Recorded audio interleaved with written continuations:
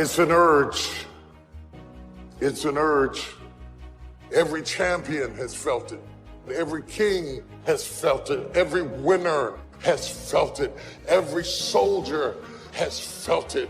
Every victorious person has felt it. The urge to quit. Don't you give up on your dream. I don't care if you don't have the money, you don't have the help, and you don't have the family for it, and you don't have the background for it, and you don't have the friends for it. Don't you give up on your dream. Don't you do it. Don't you do it. Don't you do it. It may take you twice as long. You may have to take courses and classes. You might not read as fast. You might not move as quick. You might not have as much, but don't you quit. Through all the things I've gone through in my life, I had a lot of downs. How did I keep the faith? There was a couple of reasons. Number one, I know from living that if you quit whatever you're trying to accomplish, if you quit, whatever you were trying to accomplish can never happen. There's not even a remote possibility. If you quit, there is no chance of it popping back up again, coming back later. Quitting is guaranteed failure. Now, when you're trying, you're going to fail. But quitting, just stopping, that was the number one thing I understood. And then number two, you have to make sure that your dreams, your aspirations and goals are so big that not accomplishing them is not an option. And then the other layer of it is you're probably going to have some suffering to get there or some sacrifice to get there. And so once you've embraced and decided that this suffering, this sacrifice you're making is an indicator of progress. It's an indicator of obsession. Suffering and sacrifice and hard work is an indication of progress towards our dreams. The lack of sacrifice, the lack of suffering in our lives, its removal, its non-existence also equates to a non-existence of a great life, a non-existence of a dream happening, a big one anyway. You have to want something so big that it wakes you up in the middle of the night. You have to want something so big that you think about it all the time. You have to want something so big that it drives you to wake up when you don't want to. It keeps you up at night when you long been sleepy. It makes you show up, do things you wouldn't normally do. It requires extra.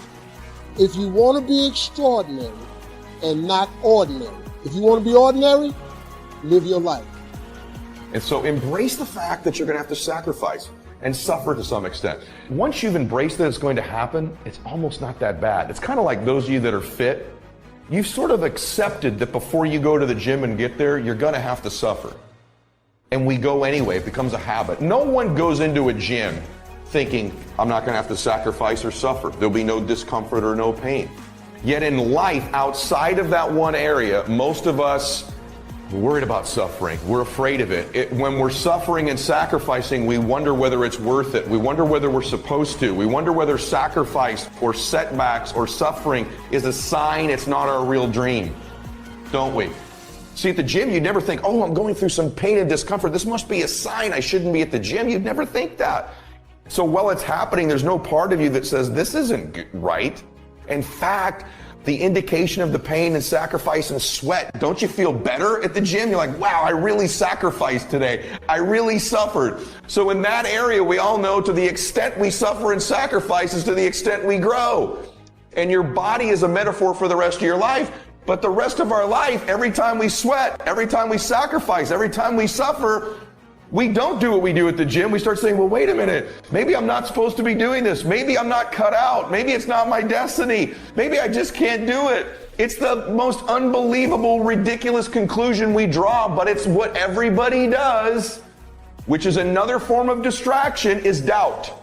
Another form of distraction is just doubt. And doubt comes from the suffer. It comes from a loss. It comes from fear. It comes from the sacrifice. And so just remember this. You're supposed to suffer and sacrifice. So let me ask you a question. What are you willing to risk in order to make your dream come true? Nothing ventured, nothing gained. You're going to take a risk. Maybe it's financial. Maybe it's a risk of time. Maybe it's a risk at your job. Maybe it's a risk of looking bad. Maybe it's a risk of failing, of falling on your face, of going broke, of going through pain, of going through anxiety. What are you willing to risk in order to win? The price you will pay for not making your dream come true is far greater than the one that you will pay to make it come true. You'll pay that one the rest of your life. And so ask yourself what you're willing to risk. What's the price you're willing to pay? Never give up until, however long that is, step by step, piece by piece, book by book, go for it. Don't miss the chance to grow, and resolve that you'll pay the price until you learn, change, grow, become. Then you'll discover some of life's best treasures when you pay that price, that price, that price, that price, that. Because what most people do when they're trying to chase their dream or their big outcome, the whole time they're negotiating the price in their head. Should I continue to do it? Is it worth it? I don't know if I can continue anymore. It's getting higher, and that price is failure. That price is setback. That price is looking back. That price can be financial, literally a physical price. And what happens is, if you don't negotiate that price in advance, it's going to steal your focus and energy and become another distraction. One of the great distractions of chasing our dreams is this thing that goes off in our head as we're negotiating the price we're paying.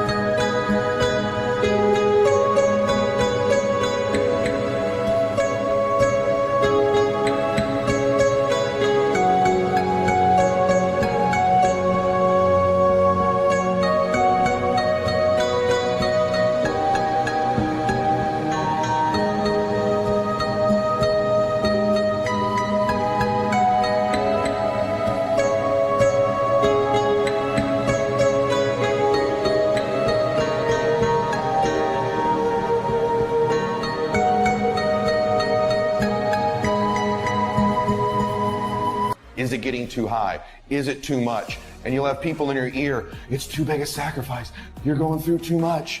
And you begin to negotiate it in your mind. It distracts all your focus. You can't be executing and negotiating simultaneously. If you're in your head negotiating and negotiating and negotiating, you can't execute. So negotiate it now. Negotiate it with me now. What are you willing to pay? For me, when I'm after something big, as long as it's legal, ethical, and moral, I'll sacrifice everything else. But I will not sacrifice anything legal, anything unethical, or anything immoral. But beyond that, I'm gonna get it. And I know that negotiation comes up front. I accept the suffering.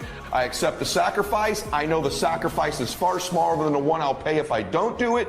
And I eliminate distractions and I go freaking get what I want in my life, just like you can. And this needs to be your recipe as well. Successful people don't negotiate the cost of something. They negotiate whether it's worth it. What I'm telling you is if you really want something bad enough, it's worth it. It's worth it. So start to feed yourself the worth question over and over and over again, not the cost question. Cost is a distraction. Worth is a focus mechanism. This is so worth it. It's so worth it. It's so worth it. Focuses you. Cost distracts you. Now, if you don't want to do the extra effort, you finna be regular. There's nothing wrong with being regular. A lot of people are happy being regular. I just wasn't. I didn't want to be regular. I didn't want no regular house. I didn't want no regular car. I didn't want no regular clothes. I didn't want no regular checking account. I just didn't want it. I wanted to have an exceptional home.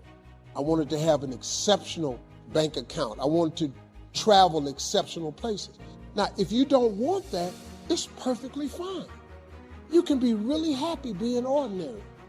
But if something's burning in you, you got to deal with it. If you don't deal with it, you're going to be disappointed, man. See, being regular is cool. There's nothing wrong with it. You get a regular job, regular house, regular car, you get regular money.